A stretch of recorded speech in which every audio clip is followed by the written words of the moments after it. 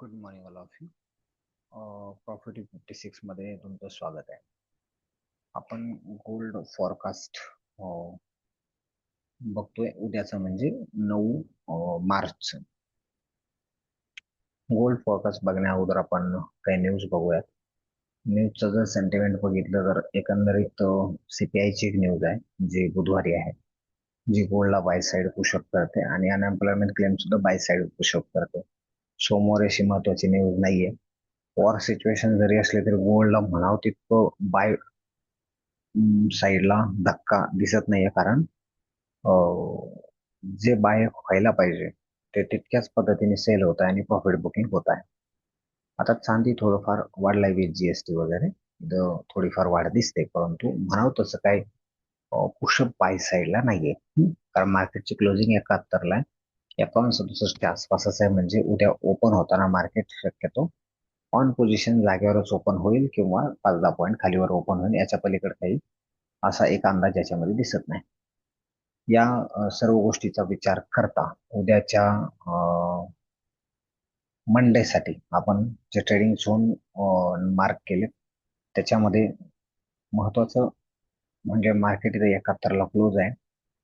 H4 मध्ये जो आपण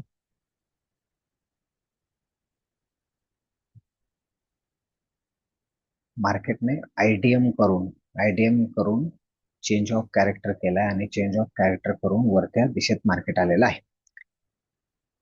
वैयक्तिक ऑब्झर्वेशन असं सांगतं की मार्केटने हा जो हाय बनवलेला होता 5205 5206 हा काही ब्रेक करायला नको आहे असं जाणवते. जरी उद्या समजा गॅप अप झालं किंवा काही कंडिशन निर्माण झाली तर असं जाणवतं की जी इंटरमिडिएट टर्म हायची लिक्विडिटी शिल्लक आहे 5200ला, ही लिक्विडिटी मार्केट उचलू शकतं. म्हणजे इथून जर समजा गॅप डाऊन ओपन झालं तर गॅप डाऊन ओपन होऊन हा 5100 ते 5125 या दरम्यान हा बाय जाऊ शकतो आणि बाय गेल्यानंतर 5200 पासून हा एक सेल देणं अपेक्षित आहे. त्याच्यामधला हा जो भाग आहे ह्याच्यामध्ये पण ट्रेड होतात, परंतु काही ट्रेड करण्यामध्ये फारसं तथ्यांश दिसत नाही. म्हणजे 5175च्या वर इथून जवळजवळ ट्रेड होत आहेत. 5175 पासून सुद्धा सेल साईडला मार्केटचं रिजेक्शन आहे, पण ज्या पद्धतीचं ट्रेडिंग पाहिजे त्या पद्धतीचं ट्रेडिंग इथं होणार नाही. म्हणजे 5175 ते 5200 किंवा 5205 पर्यंत ट्रेडिंग होत आहे. पण तरी सुद्धा 51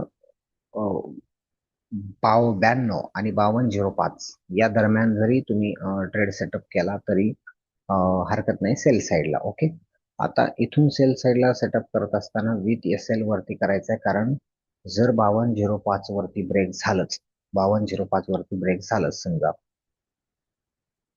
तर आपण असं गृहीत धरू की हे 5205 जर ब्रेक झालं, उद्या मॉर्निंगला मार्केट इथं आलंय, उद्या इथं वरती ओपन झालं, खाली स्ट्रॉंग बाय झोन घेऊन जर वरती आलं 5205 जर उद्या ब्रेक झालं तर कोणत्याही भागात इथं सेलिंगला इथं पण फारसे काही लिक्विडिटीमध्ये तथ्य नाहीये. डायरेक्ट मार्केट 5305 ते 5335 या झोनमध्ये जाईल आणि इथूनच मग मार्केटला सेलिंग करण्यात काहीतरी तथ्यांश आहे, अन्यथा मार्केटला सेलिंग करण्यामध्ये तथ्यांश नाही आहे. ओके, त्यामुळे मग इथं थांबणं अपेक्षित आहे. डायरेक्ट वरच्या या भागात ट्रेड करायचं सेलिंगचा, आणि जर मार्केटने या भागातून एखादा सेल दिला, आपला 100-150 पीस प्रॉफिट झाला की ट्रेडिंग स्टॉप करून देणं अपेक्षित आहे. समजा मार्केटने गॅप डाऊन ओपन देऊन किंवा या भागातून सेल देऊन या भागातून एक रिजेक्शन आलं तर खाली अजून एक बाय झोन आहे जो 5025 ते 5050च्या आसपास आहे, आणि या झोन पासून सुद्धा मार्केट बाय साईडला पुशअप होऊ शकतं आणि वरती हा सेल झोन. म्हणजे आपण सरळ सरळ एवढ्याच झोनमध्ये ट्रेड करण्याचे निर्धारित केलेलं आहे. खरं तर 49-99च्या खाली इंटरनल रेंज लिक्विडिटी म्हणजेच ITL पॉईंट पण आहे, आणि याच्या खाली मार्केट जर पुशअप झालं तर मग मार्केट हे फार 48-99 वगैरे अशा झोनमध्ये जाऊन थांबल. तर कुठं ट्रेड करायचं ते आपण लाईव्ह ग्रुपवर सांगू, परंतु सध्या जर तुम्ही घेण्याची रिस्क जर असेल तर फक्त या 4च झोनमध्ये रिस्क घ्यावी असं वैयक्तिकरित्या मला ट्रेडिंग सेटअप वरून सध्या दिसून येतंय. त्याच्यामध्ये वरती 54-18 जर ब्रेक झालं तर सरळ सरळ ट्रेडिंग स्टॉप करायचंय. 5305 ते 5335 दरम्यान एक SL ठेवून 3 कॅन्डल स्विंग नंतर व्यवस्थितरित्या ट्रेड करायचा आहे. 5200च्या आसपास म्हणजे 5192 पासून 5205 पर्यंत एक सेल करायचा आहे. खाली बाय करत असताना अकाउंट 00 ते अकाउंट 25 या दरम्यान एक बाय करण्याचा प्रयत्न करायचा आहे विथ एसएल आणि 3 कॅन्डल स्विंग नंतर. 15 मिनिटाची 3 कॅन्डल म्हणली तरी चालेल किंवा 30 मिनिटाची profit to 56 market trend reversal पॅटर्नची कॅन्डल असणं अपेक्षित आहे. त्यानंतर आपण काय करायचं यामध्ये ट्रेड करायचे आहेत. ओके, एवढंच एक कन्फर्मेशनच्या आधारावर ट्रेड करा. बाकी सोमवार आहे त्यामुळे ट्रॅपिंगची अवस्था राहतेच, पण फारसं काही त्याची काही तमा न बाळगता शांतपणे एवढ्या झोनमध्ये ट्रेड करायचे. दिवसभरात तुम्हाला इथं ट्रेड मिळून जाते. ओके, चलो गुड लक, थँक्यू.